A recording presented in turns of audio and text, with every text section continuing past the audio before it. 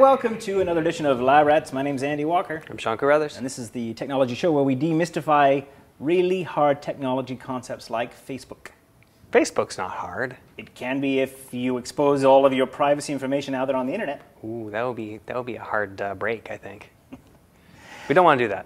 No, today on the show, actually, it's been in the news, right? Facebook has been in the news about their privacy settings and how they exploit you and your personal information for their own gain. And there's been a lot of talk about how do I, improve the privacy situation on Facebook. And there are controls. And today we're going to take you through, A, what the vulnerability is, what could happen to you if you don't tweak it a bit, and B, how to do it. Yes. Don't give away more than you need to. That's right. Otherwise, you're going to find out all kinds of unsalient information about him, and you just don't want to know that stuff. All right, so let's take a break. When we come back, Facebook privacy settings demystified. Today on Lab. Am I allowed to say this? Yes, you are. Well, no, privacy settings off. Now, before we get started on this fantastic odyssey of Facebook privacy settings, I want to remind you about Hover.com. Hover.com, a great place to register your domain names, whether it's a .com or a .net or whatever you want. Biz.tv. There you go, right? So, Sean and I both use the site to register our own domains. AndyWalker.com is there, and I pay, a few dollars a year for it. So you should go there too, and to help you along, to get you started, this coupon code right here is for you 10% off any domain you register. They have email packages too, which is kind of fun. You have domains on there? I have domains, I have email, I have all of these things. You have all those things. We love Hover.com, so check it out. We use it. Okay, now let's talk about Facebook privacy settings. Been in the news a lot lately. So why do you think this has become such a big issue? Because Facebook is taking advantage of our better nature. They're using information that we're making available on Facebook and using it for theoretically nefarious purposes. Yeah, I think they're using it to make money. Yeah. They're using it to make money. They're selling it to other companies. They're partnering with other companies that are taking this data and using it against you, whether that's using it to sell you something or potentially something even worse if it got into the wrong hands. I think that their intention's not to commit criminal acts. No. It's just to use the information that they have to make money. That's all. Yes. And you voluntarily give up this information because you want other friends and family and that sort of thing to have access to some of it. But they do too, and that's a problem. Yes. So let's demonstrate. There's a website you found that shows the vulnerabilities. Somebody set it up to show how vulnerable we all are. Well, there's a site out there. It's called youropenbook.org, and it's basically taking all of these posts on Facebook that are wide open to the public. Now, if you've been paying attention to the security, you may have locked down some of your settings, but there are still a lot of people out there that just have it completely wide open. So, for example, you go there and it gives you a sample search at the beginning when you log in, but you can search for anything you like under this. So we can search for, we're going to search for here, butterscotch.com and see what people are saying about this. Okay. So, we've got someone saying that great videos that we've got. Well, that's it for right at the moment anyways. But other things will be popping up. So if you're working at a particular workplace or if you are mentioning a specific person and you put it on your thing and your settings aren't locked down, well, guess what? They can find out about this if they do a search for you. That's right. Now you know. So what we want to do is we want to actually start locking down some of these settings. Well, the funny thing is, if you mentioned somebody's name, or something unsavory, something you were trying to keep amongst your friends and you haven't locked down your privacy settings, what's going to happen is the whole world's going to have access to that information. Right. And here we go. So we've actually got another one here. We've got actually one from Russell Ordana, who is... we know Russell. He works at Tucows, so he actually put together a little trailer for us, and he actually mentioned that he was doing that. And it's actually a good status update. Good. Here he said he's just being tested for his skills. Bring it on. So, good. It could be worse. I didn't even know he was posting about us, though. Yeah. Can you click through to his profile? When you click through on that, it actually takes you to his profile, so you can see what he's doing, apparently he needs a haircut. Oh, all right. Sorry, Russell. So the information is available to the world, right? And, if you've said something unsavory or something about somebody else, it can be exposed by a search engine. So you really want to think about your privacy settings. Not only that, email addresses, phone numbers, your likes and dislikes, all kinds of stuff about you that people can use against you, or employers are going to be looking at this stuff. I know that when we hire people here at Tucows, we look at their Facebook and Twitter profiles to see what they're up to.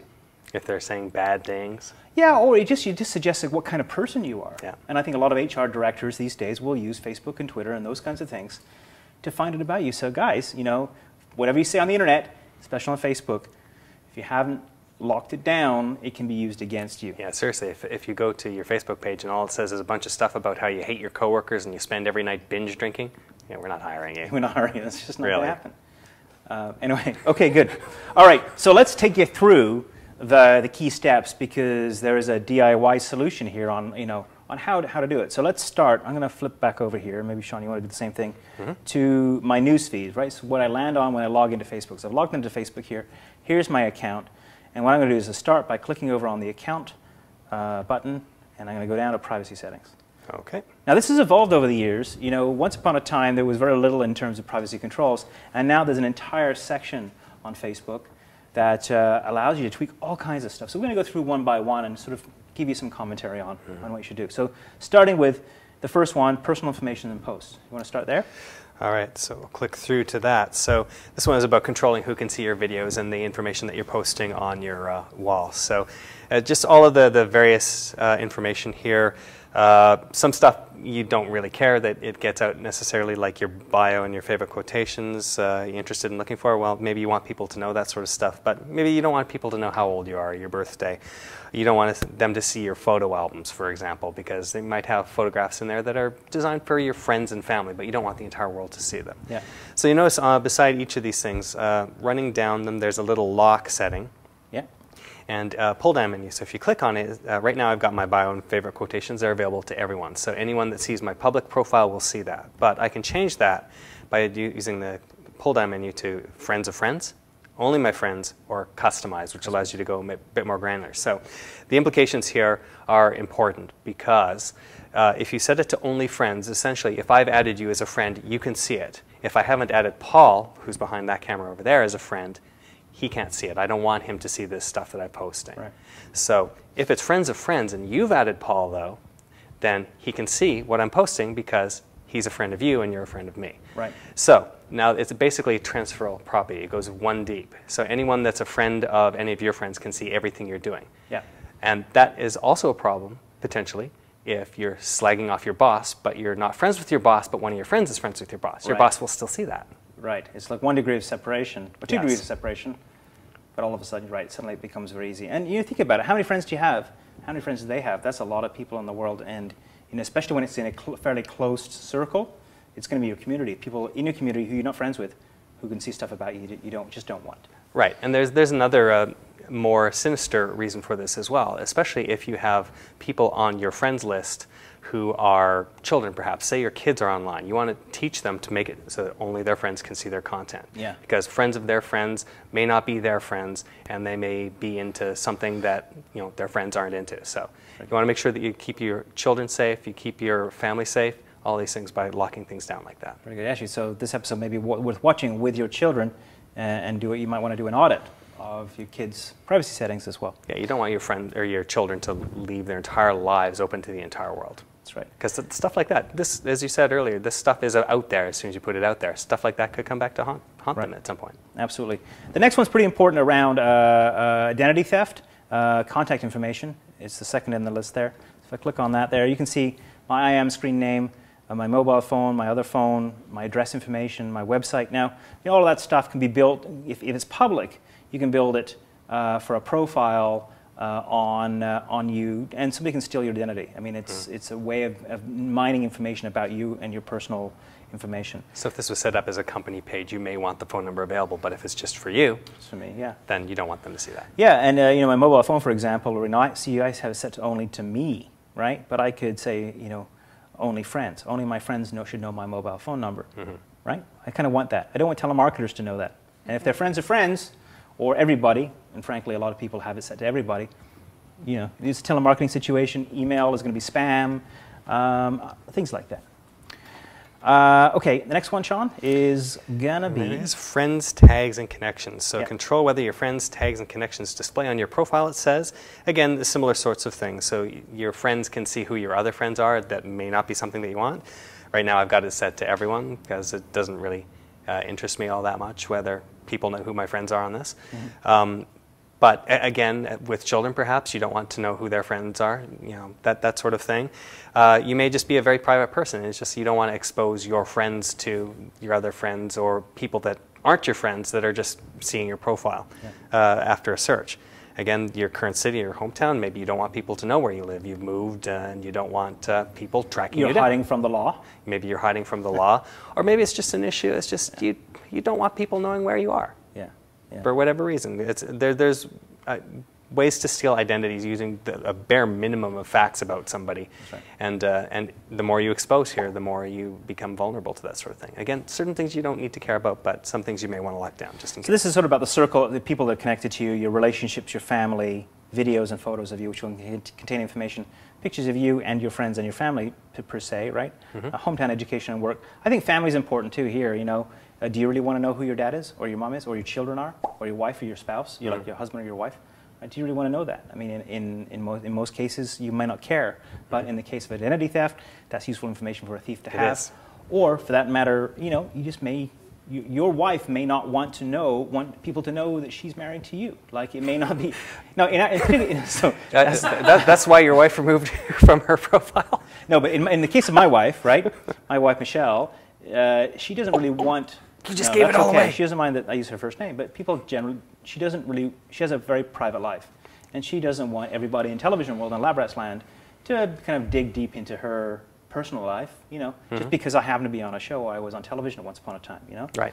So, you know, so this is a thing you want to be concerned about for people in your family and that sort of thing. So enough said about that. The next area, of course, is, if we pop back to privacy settings here, the first one. Search. Search, yeah. So this is a very important one. You know, do you want to be found in the Facebook search? Right? Yes, so maybe you're getting onto Facebook just so you can connect with a very certain group of people. Just the friends that you had in grade 12. It's just like friends forever. We're going to become this little club on Facebook, but you don't really care if a whole pile of other people try to. You don't want the people from work becoming your friend. You don't want people that you knew once upon a time at a job, or, you know, you went to the bookstore on an ongoing basis and the clerk is saying, oh, let's add that person. You don't want any of that. You just have a very small group of people you want. So you can control whether or not other people can see you. Right, absolutely. Yeah, and maybe you want to connect with your high school friends. You know, maybe you just don't. Maybe you want to, you know, just selectively create a small group of friends to connect with. Exactly. And there's two things here. There's one for Facebook. Once you're already on Facebook, you can see it. But the other one here is important as well, the public search results. If you leave that allow button clicked there, then it can be Googled, essentially. So people on Google can find you that way, and you may not want that. So uncheck that if you don't want to be in the search engines. Right. I do want to mention this one area too, is applications and websites. And this is sort of all about information that your friends can share with you, applications that are blocked. You know, those games that you know, everybody plays or some people play. You may want to Farmville, whatever you want to block that. It drives you crazy. Application invites. We talked about this in the you know, in an episode around etiquette. Yes. You know, stop the application from inviting you to, or people inviting you to all kinds of crazy applications. It just drives me crazy, and you may want to actually turn it off here. And then this other thing, Instant Personalization Pilot Program. Yeah, this is the one that's been in the news. So tell us about that one. So this is the one that Facebook has partnered up with a very small group of companies to connect to these companies with your Facebook profile. Now there's Facebook Connect. This is a different thing. But what this does is it actually can send your information to these other companies and actually target you as, you know, someone to advertise to. It has your very specific likes and dislikes. Yeah. And other things like that. Like in some ways that would be great. You know, for example, if you like cars and you like to travel and a website has all kinds of things for you, they're going to show you information about cars and travel. But there's a certain creepiness about it knowing all kinds of things about you before you even have engaged the site. Yeah, I don't know whether you saw the movie Minority Report, where there's this one scene where he's walking down a hall past all of these shops and all these billboards along the way, and all these shops are saying, hello, such and such. Have you done this lately? It's been such and such amount of time since you've done this. It's getting to that point where they know how long it's been since you've done these things. And they can target you very specifically, and it is creepy. Yeah, absolutely. So what you want to do is you want to opt out of this potentially, if this does worry you. So at the bottom here you see select partner websites may use information I'm sharing. Uncheck that if you don't want to be part of that. Good. And finally, the block list. The block list, of course, is people that you've blocked. I don't want to talk to them. I think they're a jerk. I used to date them, and I don't no longer do. I used to be married to them. I don't want to talk to them. They, you know. So you can block people on that list too. Very useful for people that you just want to cut out of your life and don't want access to any of that information. Right. So that's it in terms of the actual walkthrough here. There's obviously a lot more detail in there. You can spend a lot of time, but I recommend that you spend a good hour or so going through your account and the accounts of your children just to make sure that all the settings are exactly what you want. Now, we have this really cool little tool that Sean's also found that allows you to do a bit of an audit on what is available about you. Yeah, you may want to go through it manually just because you're that type of person, but if you don't want to be bothered with all of that, you go to reclaimprivacy.org/Facebook, and they have this tool that will do a lot of that work for you. They have this button here called Scan for Privacy. You drag this to your bookmarks bar, whether you're on IE or Firefox, and you have it there. Oops, I'm just dragging that back up again. So now it's up there. So now you go back to Facebook, and you just open it up, log in, make sure you're ready to go, and then click on that Scan for Privacy button. And what it'll do is it'll open up this little tool which will look at all these settings for you. So you see now I've opted out of the instant personalization feature. I'm secure. I've all of this blah, blah, blah. I'm secure in these, but I'm insecure because my friends can accidentally share all of my personal information. And that's one of the settings that we didn't talk about in there that's in all of those manual settings. So what you do is you click on the button beside that, prevent friends from sharing your data, and it says fixing, and it'll do that automatically for you. Very good. But there's also a link there that it'll tell you what's going on, and it can take you there so you can do it yourself. So, just did it myself too, and I'm in the same boat. Everything's secure, thank goodness. Although my friends can potentially share things about me that I don't want that shared. So I could click that and deal with that. Yeah, so if everything you've got is an open book like that, start fixing things up now. All right, fantastic. So there you go, Facebook privacy settings for you here today on Lab Rats. Let's take a break, a message from our sponsor. We promise we won't send them any information about you. And then when we come back, we're going to talk about great stuff on butterscotch.com related to this episode, plus your pictures. Yay! All right, well, before we get to our pictures, I just want to talk to you quick about a fantastic series called Twitter 101, with that really cool social media site called Twitter. If you haven't got around to it, if you've just done Facebook and you haven't gone over there yet, we can teach you in 10 parts on exactly how to use it. And it's equally as fun and exciting as the world of Facebook as well. So let's take a look at a 30-second clip of that when we come back. Your pictures. Welcome on deck. I'm Matt Harris. Hi, I'm Jay Goldman. Welcome to the A-List. Hi, welcome to Miss Download. Twitter is a place where you only need to answer one question. What are you doing? It allows you to share little bits and pieces of your day with the people who matter. Instead of sending an email out to your friends telling them about the great movie you just saw, you could just post an update to Twitter. That way, they'll all see it, along with the other things you've been up to and have posted to Twitter. And if your friends are using Twitter, then you'll see what they've been doing too. Of course, more information about that series and all kinds of other stuff at butterscotch.com. Go check it out. All right, we have pictures. So picture? We have one picture today. One picture. It's a good one, though. It is from our friend Matthew. Yeah. And it is his cat, Kaiser Soze, and his dog, Jack. Kaiser Soze meaning like Satan cat? Yeah, it's Kaiser Soze, Satan in no, it was not Satan, but the bad guy in The Usual Suspects. Right, there you go. They got a cute cat, cute dog. Cute, well, he does have a bit of an evil look on his face. That's right. The dog looks a little bit scared, too. I don't blame him. So yeah, thank you, Matthew, for sending that in. Well, you can send your pictures to us at... Don't reveal your entire life to the entire world on Facebook, or Kaiser Soze there will take advantage of you at labrats.tv. It's a lot to spell, so more simply... Feedback at labrats.tv. It's always a good one. That's never any fun, though. No, I know. All right, hope you enjoyed today's episode. We did, and we hope you're safe and private right now. Don't forget, 10% off at hover.com with this coupon code here, right there, for you to take advantage of, right there. It would be foolish for us to be here teaching you about privacy settings if you weren't so public out there. My name is Andy Walker. I'm Sean Carruthers. We'll see you next time. Are you ready?